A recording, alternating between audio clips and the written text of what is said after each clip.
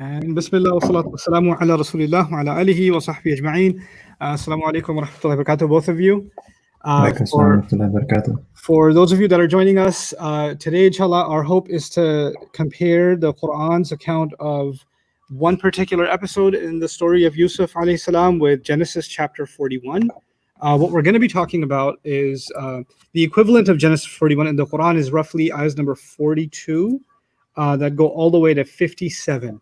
And what this portion of the Qur'an is dealing with is Yusuf alayhi salam has told these young men that one of them to mention him in the absence when he goes out to meet with the king. And from then on, the king sees a dream. The king's dream can't be interpreted. There's a back and forth coming to the prison. And eventually Yusuf alayhi salam gets out of prison. And there's a reopening of the case that was brought. He wants the case reopened, and he's exonerated, and he's put in a position of responsibility, almost like right under the king. So that's the long and short of it from the Qur'an's point of view. And Zakir, I asked you what the biblical equivalent of that is, and you said it's Genesis chapter 41, yeah? Right. So that's what we're going to kind of read through and see where we find similarity, where we diverge from the Qur'an's account, and why that could be. So Bismillah, you guys ready? I'm going to start reading. We'll start talking about it. Okay. So here it goes, chapter 41. And it happened at the end of the 2 full years that Pharaoh dreamed, and look, he was standing by the Nile, and look, out of the Nile came up 7 cows, fair to look at, and fat in flesh, and they grazed in the rushes. And look, another 7 cows came up after them out of the Nile, foul to look at, and meager in flesh, and stood by the cows on the bank of the Nile. The fowl. So a couple of things to note immediately. So firstly, the river Nile is explicitly mentioned, right? So yeah, the Quran never mentions the Nile, yeah. Right, and that's symbolic because the Nile represents the wealth of Egypt. So what's being indicated already in the dream is that this has got to do with kind of state prowess and power and wealth. Secondly, the fact that these are cows is also symbolic. The cows sort of represented Egypt. We'll see that later on in Moses' story as well, obviously, right? The importance of the golden calf. Why did they make it? Because they're accustomed to seeing that animal being venerated in Egypt. So the fact that these are cows, again, symbolizes that this is something to do with the state and the affairs of state. And finally, the number 7 is a kind of a magical number in antiquity, right? It was deemed kind of significant in multiple cultures. So it's interesting to me that this is clearly a dream from Allah subhanahu wa ta'ala to Pharaoh. There's all kinds of interesting implications in that anyway. But the fact that Allah subhanahu wa ta'ala used a symbol, the number 7, which from a faith perspective, we would say, there's a superstition involved in it, but that Pharaoh could understand as being significant. Right. Is I think again. But the event also ended up being reality, right? 7 years and 7 years, so it's not just a dream, right. But actually. The other thing I wanted to say, you said that the 7 is a common thread across several cultures in antiquity. The Islamic tradition also has quite a bit of recurrence of certain numbers, including 7, and so sab'a samawat onwards, right? Yeah. But so yeah, that's an interesting number to think about. But additionally, what I wanted to ask you from just reading the English, the phrasing "look, he was standing," "look, out of the Nile came up 7 cows." It seems like an odd construction. What can you tell me about that? There's a hinne in the sorry, 1 second. In the Hebrew hinne, which is like behold. It's used so frequently. When you're reading the Hebrew, it doesn't really stand out at you. So behold, this happened. So like is or what is da da da, what is da da da. I see. إذا فجائية, almost a bit like that. Yeah. That's interesting. But in fact, one particular use of it is about to come up, which is really interesting. But we'll get to that in a few verses. Okay. So, and the foul-looking, meager-fleshed cows ate up the 7 fair-looking fat cows, and Pharaoh awoke. And he slept and dreamed a second time, and look, 7 ears of grain came up on a single stalk, fat and goodly. And look, 7 meager ears, blasted by the east wind, sprouted after them, and the meager ears swallowed the 7 fat and full ears. And Pharaoh awoke, and look, it was a dream. So this is the look that's interesting. So behold, it was a dream suggests that it was so vivid that he had to kind of wake up to the fact that it was just a dream. So it's a nice way of bringing out the vividness of the dream that he's having. Maybe the equivalent of inni ara, right? As opposed to, ahlum or something like that. He didn't just say I dreamt. It's almost as if he saw it in reality. Right. Yeah. That's captured in the Qur'an's phrasing, I certainly see. Okay. So this is, the Qur'an seems to have summarized this biblical account of, sab'a baqaratin simanin, and then the other one, sumbulatin. There seems to be more adjectives and more language here, but it seems to be a pretty succinct summary of what the king saw from the biblical version. No diversions here, really. Maybe some added details, but nothing really diverging, right?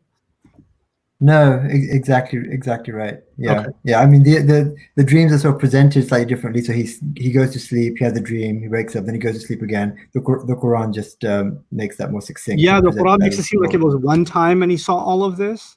Yeah, but the Bible makes it, so that it's 2 different occasions that he saw this. Right. One after the next, one day after the next. I think that's more.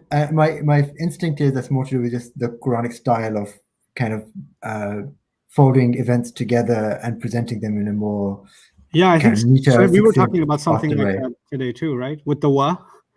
Like we had a discussion earlier today with just the use of the and in the beginning of the Quran. Those of you that read the English translation of the Quran notice that a lot of times sentences begin with and, as opposed to grade school where you learn you don't start a sentence with and. And I maybe a larger motif here with maybe a larger theme here with different ancient cultures where and was the start of a sentence, but the Quran certainly uses the word and to fold a lot of moments together and move on to something rather quickly. وَقَالَ نِسْوَةٌ فِي الْمَدِينَةِ is what we were discussing. And so in the one scene, one thing has happened, and the next thing that's happening, and all of that is just with the wa. Right? Yeah. So, I was pondering here about, so I was scanning down Genesis 41 to see, does the king also retell his dream word for word, and behold, he does. And I don't know yet. Not quite. There's a couple of interesting divergences. Okay, so I'm sure we'll come almost to that. Word for word. But the reason I was wondering that is because the Quranic version is more condensed, but that sort of allows for it to be said a couple of times. Because he goes and reports it in the prison, and then the Mufassirin noted that, like, why has it been all sort of spelled out like this again? Because to readers of the Quran, it actually feels quite extensive, like not all as much detail as what's in the Bible, but still, it's like right. There's so much brevity in so many other places in the Quran. When it comes to this, there's an unusual repetition, actually. Yeah, it feels that way. And somebody I remember as a young person came and asked me that specific question: why is it repeated like this word for word? And what occurred to me, and alhamdulillah, I found that this was actually what Imam Razi noted as well, is that it was to do with being, showing the kind of the amana, or like the trust of conveying something word for word, especially when the interpretation of the dreams depends upon being precise in what you're saying. So the cupbearer, when he goes back with this dream, he's not entitled to rephrase it or to shorten it. He's not going to do his job. Then he has to tell it exactly how he heard it. But the other thing that I was just going to note is, again, some of these details, like we saw previously, some of the details that are in the biblical account then find their way restored into the tafsir account. Like he saw the cows coming out of although for him it's the dry riverbank. That's how it is in Tafsir al-Razi. Whereas here it's not the dry Nile, is it? They're just coming out. Did Mufassirun mention the Nile? No, just said emerging from a dry river. Maybe, that's Razi's version. Maybe others got more specific about it, but they just said coming out of a dry river bank. So they mentioned also the order in which that happened, which is similar to what's here in the Bible. So that was one explanation for why it's worded in that way in the ayah, that I've seen 7 fat cows being eaten by 7 skinny cows, because one explanation for that is first he saw the fat cows, and then he saw the skinny cows, and then the eating happened. Yeah, because the act is being done by the skinny cows. You mentioned the subject first, but it's actually, sab'a baqaratin simanin, and then ya'kuluhunna. Yeah. It's an unusual instruction because the subject is at the end. So in a way, it's sort of what you may expect. Yeah. It was interesting. I thought of I can't help it, but when it seems this kind of a transition, which is overly spelled out, it is kind of unusual to the Qur'an, because I was thinking about the story of Musa alayhi salam, as I so often do, and فَأْتِيَا فِرْعَوْنَ فَقُولَا إِنَّا رَسُولُ رَبِّ الْعَالَمِينَ أَنْ أَرْسِلْ مَعَنَا بَنِي إِسْرَائِيلَ. Surah Ash-Shu'ara, right? Go to the Pharaoh, tell him that we're messengers. Both of you go. The next ayah is قَالَ أَلَمْ نُرَبِّكَ فِينَا وَلِيدًا. The Pharaoh's already responding, didn't I raise you since you were born? So there's no... then Musa went there and repeated the words repeated, and then the Pharaoh responds. And the first thought that came to my head is, why this and why not that, right? Why use the king's dream being repeated with such, verbatim repetition, and then on the other side there's a complete skip. And the first thought that came to me is, this guy is not a reliable character in the Quran, right? And so if you skip this part, then there can be room to say he may not have, like what Razi is saying, rahimahullah, relaying it accurately. There's no thought about that with a prophet. He gets something from Allah, he relays it as he's told, right? And he's already was told to deliver something which he didn't deliver earlier on in the story, right? So the mention of the issue here. So it's almost like this time he actually did what he was told. And this time he didn't mix words together and said it. So perhaps that's one of the reasons. But anyway, so I'm going to keep going. And the meager ears swallowed the 7 fat and full ears, and Pharaoh awoke, and look, it was a dream. And it happened in the morning that his heart pounded, and he sent and called in all the soothsayers of Egypt and all its wise men, and Pharaoh recounted to them his dreams. But none could solve them for Pharaoh. So over here, so medieval, so Rashi, who's a medieval Jewish commentator, so way after the Quran, he sort of notes that it's unlikely that they didn't offer interpretations. It's what this probably means. I think it's a reasonable sort of read of the text. What this probably means is that none of them could offer us an interpretation of the dream which Pharaoh found convincing. Which it's an interesting take on the text. I think that what is this word for soothsayers, and what does it mean in the original Hebrew? Ah, good question. Let's look it up here.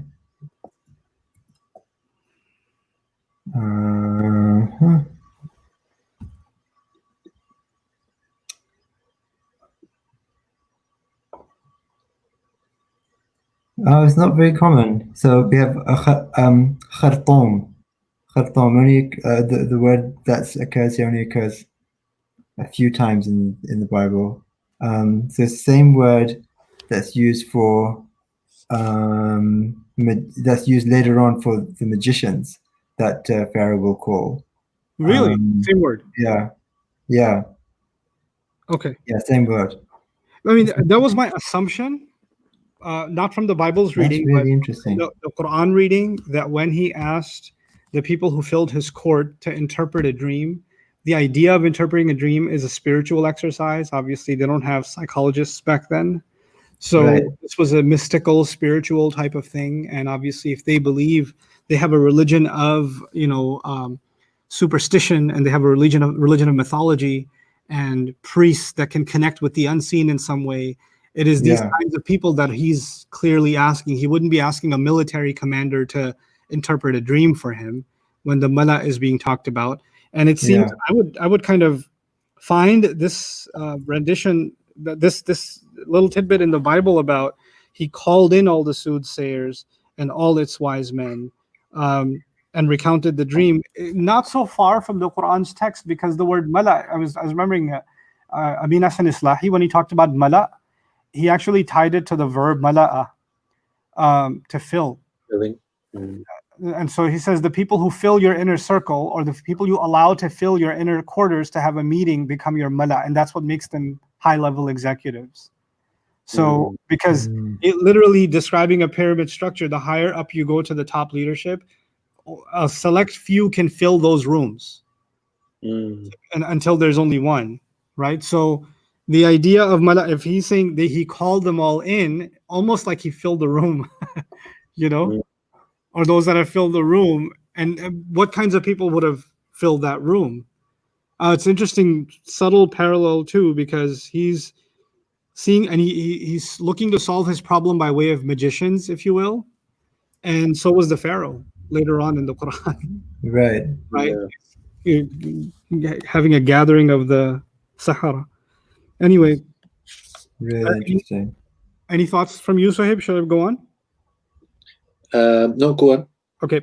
And the chief cupbearer spoke to Pharaoh, saying, "My offenses I recall today. Pharaoh had been furious with his servants, and he placed me under guard in the house of the high chamberlain, me and the chief baker, and we dreamed a dream on the same night, and he and I, each of us, dreamed a dream with its own solution. And there with us was a Hebrew lad, a slave of the high chamberlain, and we recounted to him, and he solved our dreams. Each of us, according to his dream, he solved it. And it happened just as he solved it for us, so it came about. Me he restored to my post, and him he impaled." Yeah. Whoa. So right. So the start is really interesting. So my offenses I recall today. Yeah. So the word for recall, mazkir, which is right, zakara. So it has the same kind of, I think we mentioned this in an earlier conversation. The judge between remember and mention, right? You have the same possibility in Hebrew. So I remember now, or I will mention now. And my offense, really interesting, so khet is the word for offense, which is khata, the cognitive khata. So he's remembering that he did something wrong by not bringing up Joseph earlier in this account. The Quran doesn't get him off the hook that easy. No. Not so explicitly. Actually, I didn't give him that credit when in my reading of it, in my thoughts about it, I shared that with you, Suhaib, because in the Quran's account, when this comes up, he sees it as an opportunity for self-promotion, it seems, because he says, "Ana atikum bita." I'll bring it to you. Not that I know, or I know this person or whoever. I'll bring it to you. Like it's, and so I won't bring the person, I'll bring it. Yeah. And so he's securing this place for himself. And even when he went, he doesn't go and apologize for his offenses. He goes and starts talking about this dream and how people need help. نَبِّئْنَا بِتَأْوِيلِهِ أَوْ لَعَلِّي أَرْجِعْ إِلَى النَّاسِ لَعَلَّهُمْ يَعْلَمُونَ. Right? So let me go back to the people so they can know. And Yusuf alayhi salam in the Quran's account kind of sees through that and knows it's from somebody in high position or even the king, and tells him, "Go back to your master and open up this case," as if the one you're going to go back to is the one who had this dream. So he already kind of, even though that wasn't said to him, he figured that out already, or a revelation told him. But that doesn't seem to be the case here. He seems to have made a confession. I guess his offense being that I didn't mention Yusuf when I got out. Right. Is that how they've interpreted it? Sorry? Is that how classically they've interpreted it, his offenses? The offense of not mentioning Joseph earlier. Yeah. So it's a sort of a confession on his part. And it works with the zakara root. Right? I remembered my offense and I wish to mention my offense, and that's what he does then. You placed me in prison and all this happened and I didn't mention Joseph to you. But what occurs to me is that in the Quran, then that difference is interesting. It sort of ties in with perhaps a recurring theme in the Quran, which is a much greater interest in the shenanigans of the Egyptian elite court and what's happening, and the elite society and what's happening. So you've got this guy looking for self-promotion, this guy who's at the right hand of Pharaoh, seeing what can I get out of this situation. You had the women earlier, and their gossip in the city. In fact, you had even the people who filled the court. They haven't been quoted in the Bible, but they've been quoted in the Quran. أضغاث أحلام. Right. Yeah. It's not that we don't. It's not that we don't know. It's just that there is no meaning, which is interesting. Right. So they're deflecting their inability to respond to the question. Yeah. So that they don't come across as incompetent. Right. I guess which is again a kind of self-promotion. Yeah. And Potiphar in the Quran, in the Quran's account, he's not taken in. He's just doing what's pragmatic, given his situation and given what he knows of. So you see a lot more kind of intrigue, which is really interesting in the Quranic account about what's happening in these upper echelons. Tell me about this. I'm curious about something as well, if you don't mind. You go first.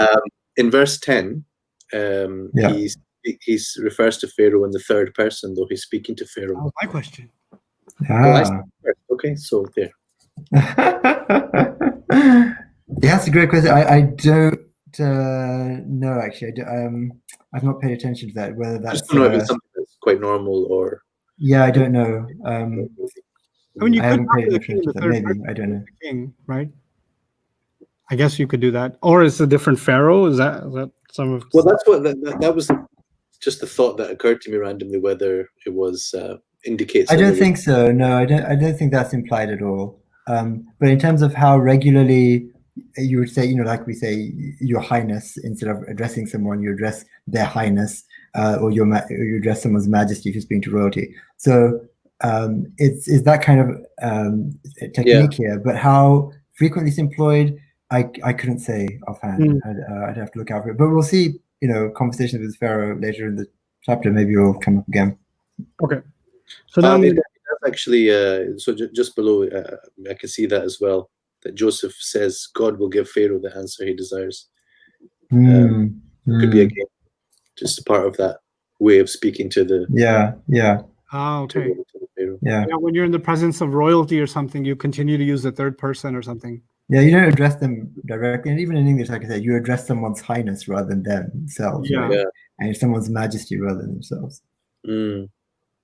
And Pharaoh sent and called for Joseph, and they hurried him from the pit, and he shaved and changed his garments, and he came before Pharaoh.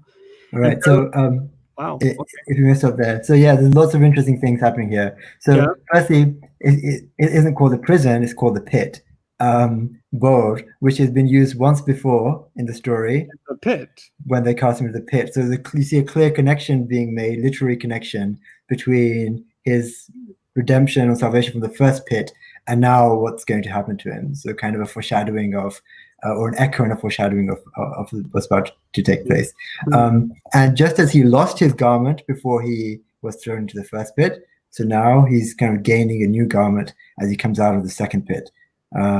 So again, a nice sort of a mirror structure, right, about what's happening. And then the garment motif, which is I find really interesting. That both the Quran and the Bible have it, but it does require, I think, very careful thinking about like what is the use to which this motif is being put. So in the Bible, he loses his garment when he's thrown in the well. Then in Potiphar's house, Potiphar's wife seizes his garment for him. Then here he's being given a new garment. Then when Pharaoh formally elevates him, he'll be given yet a new garment. So the clothing seems to indicate his, I don't know, is there a pithy way of summarizing it, kind of his social status at any given time, which is not what the function of the qamis is in the story of Yusuf alayhi salam, right? So there is an interesting difference there. I'm not sure. Maybe what more to make of it. I think of is that the first couple of mentions of the shirt, and even the biblical version and the Quran's account, the Quran only mentions the shirt by the time we get to Imra'atul Aziz, and there's only an assumption about the, actually no, it does mention the qamis with the bidamin kadhib, right? So there's two, which means that those two are when he's being, you could say he's in a situation of trial by way of harm coming his way. And the other two mentions of the shirt in the Quran are actually where he's being redeemed out of those trials. Especially the shirt being, give this to the father and all of that. That one in particular is actually interesting because the story started with the brothers taking his shirt, and it's almost ironic. He's telling them, now you're going to take this same shirt and go take it back to dad and tell him the truth this time. So it's kind of like coming that the shirt taken and the shirt returned is coming full circle in the Quran's account. But the shirt in the middle, the minister's wife circumstance, the Bible did not exonerate him using the shirt. In fact, the Bible used the shirt to incriminate him. Right. In the account and the Quran's account, the Bible, he was first incriminated allegedly, and then the shirt actually exonerated him. Yeah. Right. So we've got an interesting comparison and contrast to what's happening in the Bible with the shirt, and it doesn't seem that social status is the key element. No, it doesn't at all. But there's such an interesting progression in the Quranic account. Like there's something which is, I feel it's just beyond my grasp to understand exactly what's happening with it, and I'd love to see it. I'll hold on to them until we get to the shirt being returned. Yeah, because one thing that you see, I won't press the point because I know you'll come to it later. But it's so the first two instances with the brothers and with Potiphar's wife, there's kind of evidence being put on the shirt, false evidence being implanted on the shirt, and kind of the tear being put onto the shirt. So true evidence being implanted on the shirt. The third one, there's nothing that's put on the shirt. It's just his shirt. This is plain shirt. And that kind of brings the story to an end. So you have false evidence implanted on the shirt, true evidence implanted on the shirt. So there's something there. Something very clever is happening. I can't quite get it. I'm itching to say something, but I won't because I want to hold on and bother my audience. So, but I'll hold on to my thoughts. I'll share them with you, though, Saib, later when you drink your Ramadan juice. No drinking today. Okay, I'm going to go on. Okay. Just one more thing for me. We mentioned this earlier, but the previous kind of redemptions that he had from the well, for example, and then when he landed on his feet in Prophet's house, we mentioned this earlier. They had this refrain that God was with him, God was with him, and you see that's not mentioned here. God was with him, and you will see there's this ambiguity, as we mentioned earlier, about his role in Pharaoh's court. It's Is there good almost for him that he's there? Sorry. Have some talked about it? Almost resentment at the fact that he's serving at the court of the Pharaoh. Not so much that; it's just that it's the consequences of that. So the consequences of that are going to be that he's going to enable Pharaoh to becoming powerful beyond his dreams in the biblical account. Pharaoh is not at the moment a totalitarian, all-powerful ruler. He'll become that by the end of the Joseph story, and then the Israelites will feel the brunt of that. So there's a real ambiguity in terms of. He obviously saved a lot of lives, but he also created this kind of powerful centralized state. Wow. Okay. And Pharaoh said to Joseph, I dreamed a dream and none can solve it. And I have heard about you that you can understand a dream to solve it. And Joseph, literally, yes, you can hear a dream to solve it in the Hebrew, which is a really weird expression. It's not used elsewhere. But yeah, it's an interesting point. You can hear a dream to solve it, perhaps suggesting as soon as you hear it, you know how to solve it. I think it's important to mention the contrast here. Even here, it's noticeable how even the small details diverge in the Quran and the Bible. Because in the Quran, he refuses to come out of the prison. He's not going to be talking to the king directly about the dream. The dream is being relayed by the cupbearer, and he's interpreting the dream immediately to the cupbearer.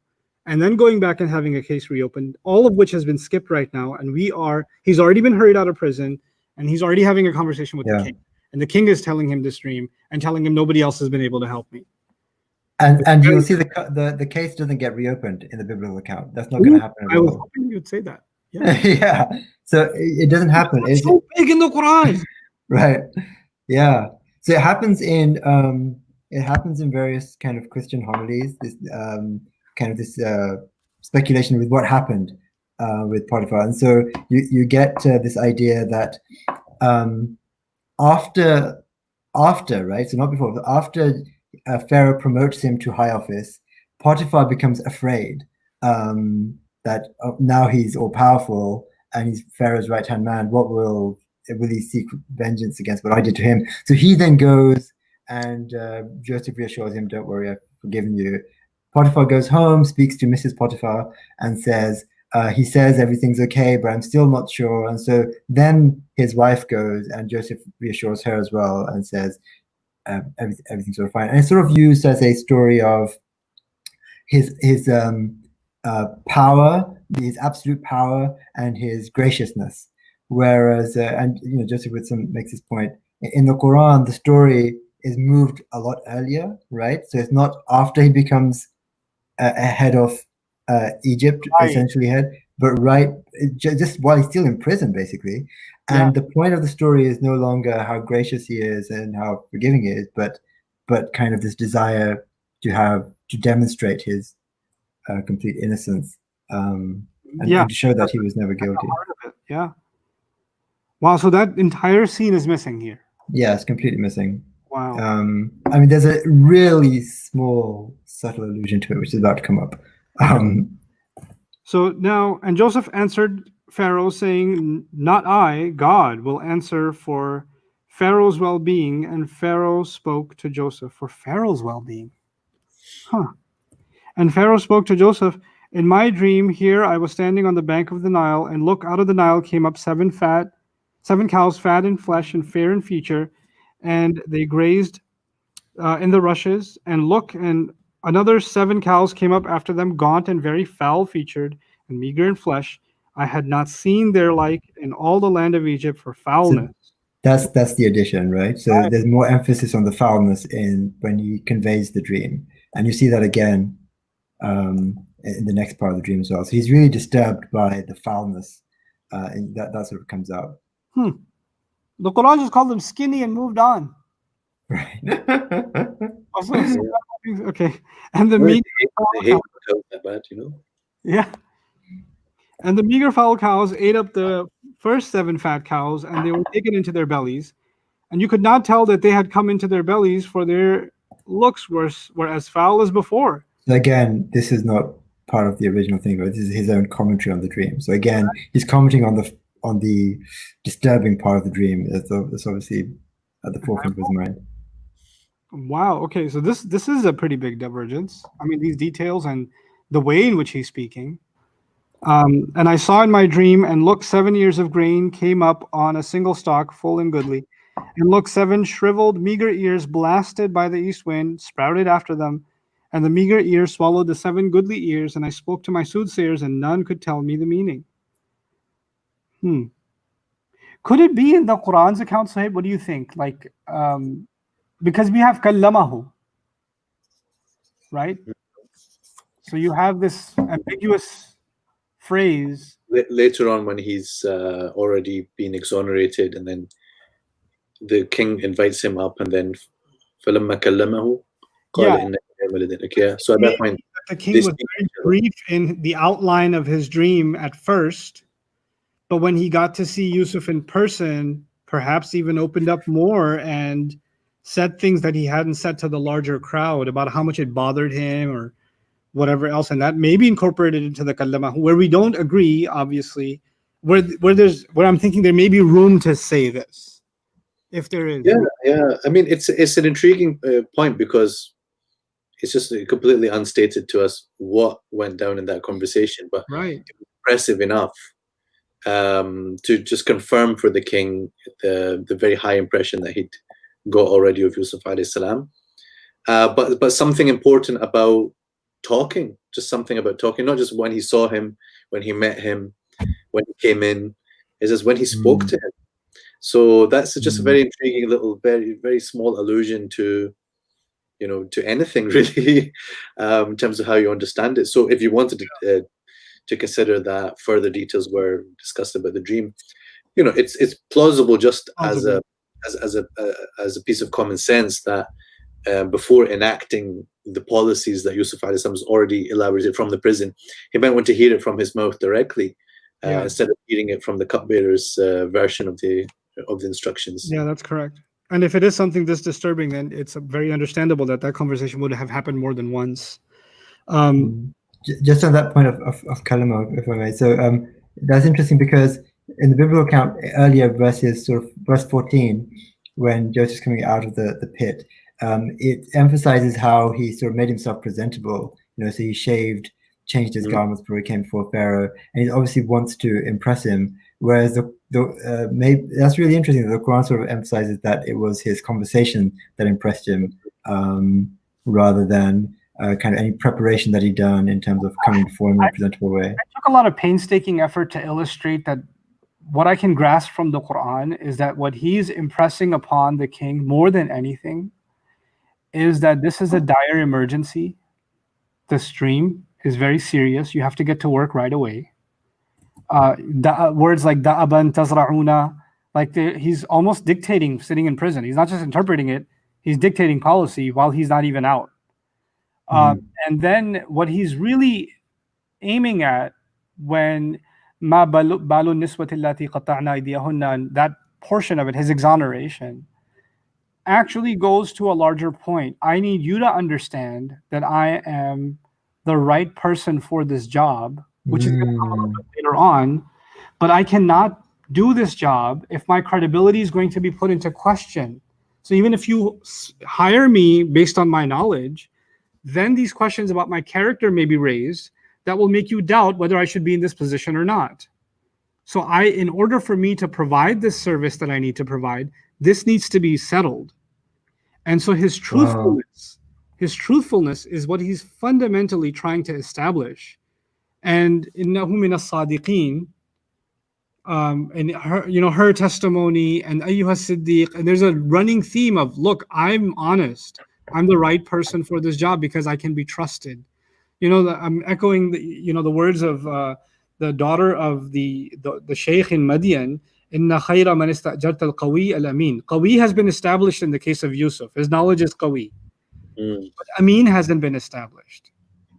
Right? And even if he does get the job, he won't be able to keep it if this isn't out of the way. And it's interesting that when this is settled, then he doesn't just say, I've hired you. But he says Makin, and then he uses Amin, right? So because it's now trustworthiness has actually, and then Lam akhunhu bil ghaib, and all of the conversation that was behind that. So it's interesting that the Bible wanted subtly, not explicitly, is presenting his best self as an outwardly thing, the clothing, the shaving, and the Quran is presenting his character as the thing to present. And actually, he's the opposite. He's not getting shaved and cleaned up. He's saying, go talk to him about this first, then I'll deal with your king. Like, who takes an invitation from the king and turns it down? Like, that took some interpretation on our side from the Quran's point of view, because if you're in prison and the king called you, then you're going to get hauled out of there. That's not your choice. Unless you've been so impressive to the king that he wants to dignify you with a release, and you respectfully turn it down and say, actually, I'm flattered, but I'd rather you address this first, because if this is unresolved, this may come back to bite me and the administration later on. Really so let's deal with that first. So it's a very different take on the same exact event. So because what's interesting, it says they hurried him out of the pit, right? So it's a really nice contrast. Yeah. That's so now he says, and Joseph said to Pharaoh, Pharaoh's dream is one. What God is about to do, he has told Pharaoh. The 7 goodly cows are 7 years, and the 7 ears of grain are 7 years. The dream is one. And the 7 meager and full cows who came up after them are 7 years, and the 7 meager ears of grain blasted by the east wind will be 7 years of famine. It is just as I said to Pharaoh. What God is about to do, he has shown Pharaoh. Look, 7 years are coming of great plenty through all the land of Egypt, and 7 years of famine will arise after them, and all the plenty will be forgotten in the land of Egypt, and the famine will ravage the land, and you will not be able to tell there was plenty in the land because of the famine afterward, for it will be very grave. Should I keep going? Just that it will be very grave. The last time we saw that in Genesis was when Abraham faced a famine in Canaan, and so the same phrase was used, that the famine was very grave, and so that caused him to go down to Egypt. So the fact that the famine is very grave again is just again a foreshadowing that again now Jacob and his children are about to come to Egypt as well. Oh, wow. So it's an interesting little hint there. The repetition is interesting here. What God is about to do, he has shown Pharaoh. What God is about to do, he's shown Pharaoh. That's just so common in biblical narrative. That kind of, I don't know what you want to call it, belaboring the point sometimes. It just, saying something at the start and at the end is a. Yeah, sometimes there's a chiastic, for chiastic purposes, but yeah, it happens so frequently that sometimes it's easy to pass over. I also wanted to address here that the way the Quran described the interpretation of the dream, the language of it, the language Yusuf alayhi salam used was not one of what the king should do. He basically talked to the country. تَزْرَعُونَ سَبْعَ سِنِينَ. And then you're all going to do this, and you're going to do this. And then he even, what's the dharu was the amr that was used, I think. Yeah, فَذَرُوهُ فِي سُنبُلِهِ. Yeah, فَذَرُوهُ فِي سُنبُلِهِ. So he's even giving instructions in the plural. And you have here a very personal kind of conversation with the king, which is again a contrast. And that may have happened afterwards, but that's not what the Quran highlights. The Quran highlights the more public address, which is still being made from the prison cell. Yeah.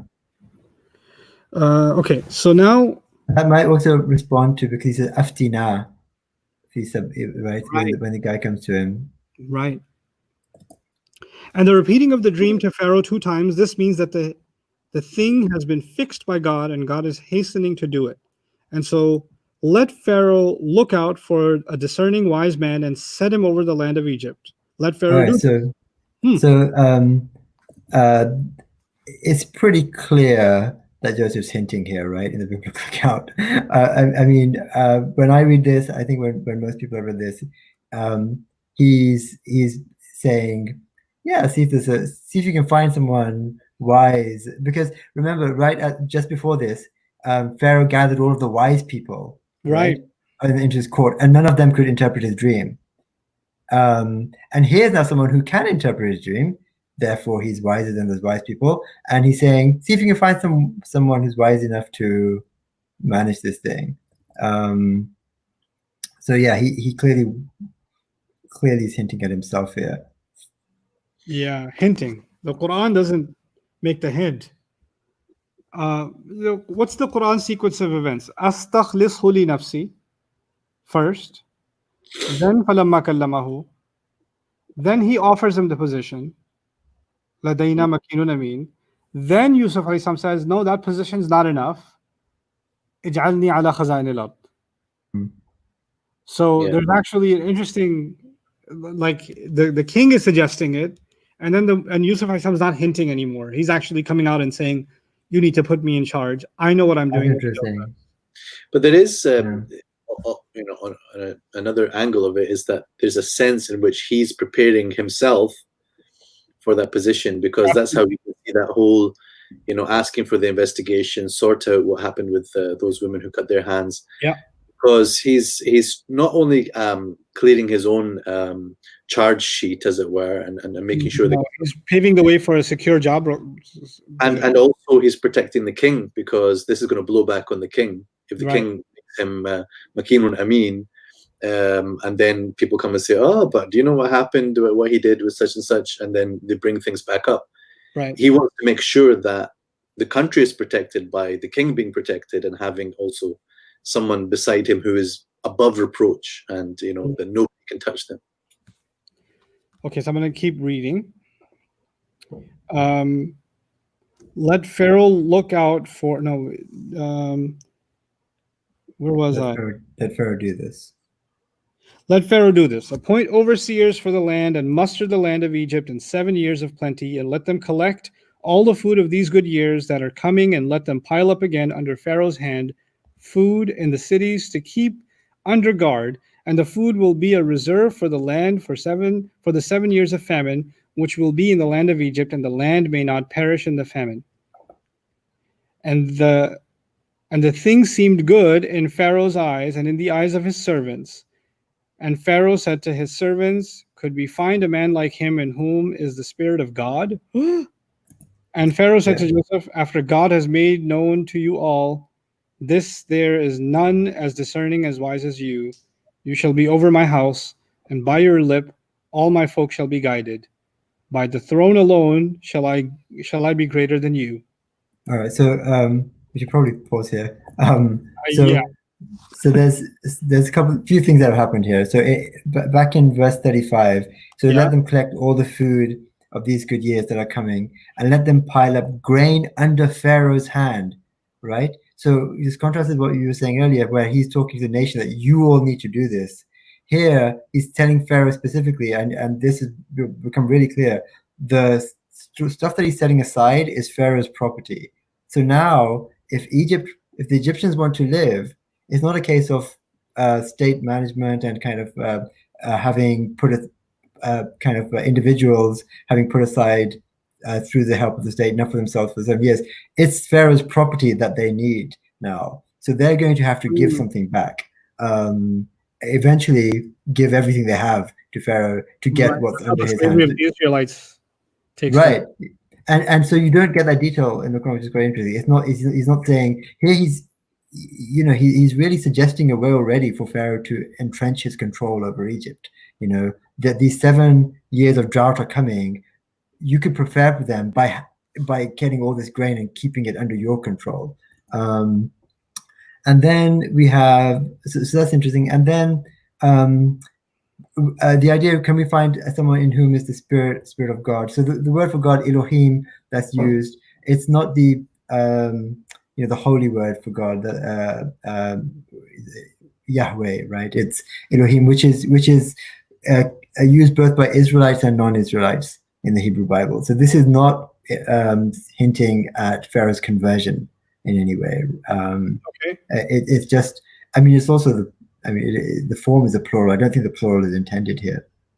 But it can just be God with a lowercase g, for example. So one can't make too much of that. What would he mean by that in your mind? What would Pharaoh mean by Spirit of God, given Pharaoh's worldview? Yeah, it's a great question. In whom is the Spirit of God? And why not gods? Because they believe in gods?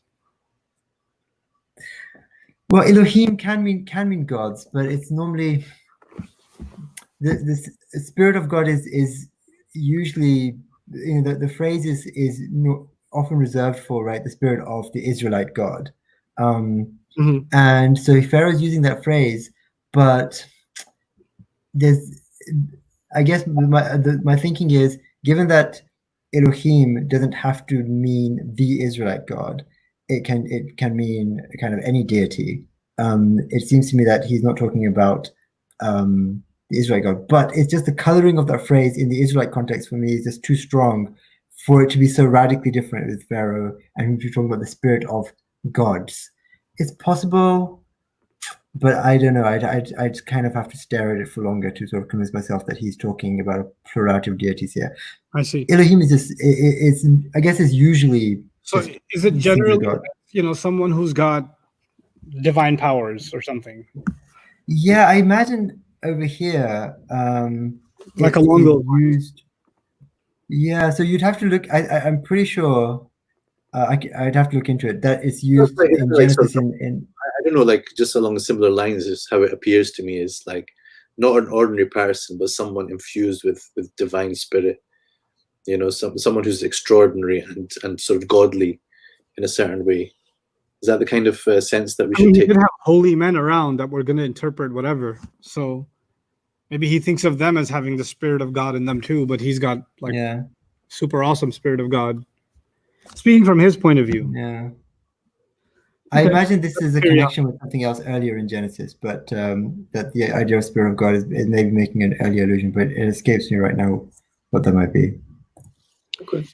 And Pharaoh said to Joseph, after God has made known to you all this, there is none as discerning and wise as you. You shall be over my house and by your lip and all of that. So after God has made known to you all, what does this refer to in 39? After God has made known to you all these things. Oh, to you all this. Okay. So Yeah. after God has made known to you all this? Yeah, because Joseph said, right, that it's God who's going to provide the interpretation. So Pharaoh's conversation with Joseph is continuing kind of the tone that he set. Did Yusuf alayhi salam mention Allah Azza wa Jal in his interpretation of the dream? I can't remember. No, not this time. No, right? But there's an unusual emphasis on God in the biblical account in the interpretation of the dream. Yeah, which is, it's, I guess, counterintuitive, right? Yeah. You normally expect the other way around. And generally, the tenor of the story in the Quran is the other way, where God is kind of, Allah subhanahu wa ta'ala is kind of controlling everything behind the scenes much more carefully. But yeah, it's an interesting divergence. It's a noticeable difference, yeah. And Pharaoh said to Joseph, after God has made, you shall be over my house, by your lips all my folk shall be guided, by the throne alone shall be greater than you. And first it says, see, I have set you all over the land, over all the land of Egypt. And Pharaoh took off his ring from his hand and put it on Joseph's hand, and had him clothed in fine linen clothes, and placed a golden collar round his neck. And he had him ride in the chariot of his viceroy, and they called out before him, Abrech, I think. Yeah. Setting him over all the land of Egypt. I think we should stop here, but you tell me something about this and then we can stop here, inshallah. So Abrech is a Egyptian word. It's not clear exactly what it means, but in this entire passage, you've got a lot of Egyptian vocabulary, which is not. It's kind of you get a lot of loan words like linen, shish. So a lot of the Egyptian stuff, we don't have a clear idea of what it means, but it clearly means something like hail or make way or something like that. I see. But it's part of the passage is clearly very old, right? In terms of when the different parts of the Hebrew Bible came together, this is clearly very old. It's using ancient Egyptian loanwords, which we don't really have clear access to anymore. Even the name that he's given, Joseph's name was just a verse or two later, Zaphanath Paneah. It's clearly significant. It's got kind of Egyptian kind of hints, which lots of people have picked out, but exactly how to put them together and figure out what is this renaming all about and what is being called, it's just, we don't know. Okay. All right, so we'll take a pause here, inshallah, and continue our reading tomorrow. You guys, same time? There's a low Yeah, inshallah. Jazakallah khairan. Assalamu alaikum wa rahmatullahi wa barakatuh. Thanks again. Alaikum assalam.